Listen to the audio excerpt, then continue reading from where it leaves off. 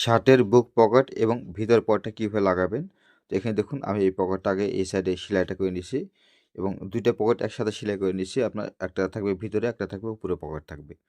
তো এটা সেলাই করার পর এখন যে বক্স প্লেটটা আছে এটাকে এভাবে রাখার পর প্রথমে ভিতরের পকেটটা আগে জয়েন দিয়ে নিতে হবে। তো দেখুন ভিতরের পকেটটা এইভাবে সেলাইটা করে নিছি। তো এভাবে সুন্দর করে মিল করে আপনার চতুর্থ সাইডে বরাবর সেলাইটা দিয়ে নেবেন। তো এখান থেকে পকেটের মাপটা থাকবে আপনার 8.5 ইঞ্চি। তারপর এইভাবে সেলাইটা করার পর এখন আপনাকে সামনের অংশ অর্থাৎ সামনের দিকে আপনার পকেটটা, উপর পকেটটা কীভাবে লাগাবেন। তো দেখুন এটা হচ্ছে তলপাটা লাগায় নিয়েছি, তারপরে এখন উপরের পকেটটা লাগাবো এইভাবে। তো এখান থেকে এইভাবে একটু ডবল টাক দিবেন, তারপর এইভাবে রাউন্ড করে ঘুরে নেবেন। তো নেওয়ার পর এই সাইডের দিকে এখন বরাবর এইভাবে সেলাইটা করে নেবেন।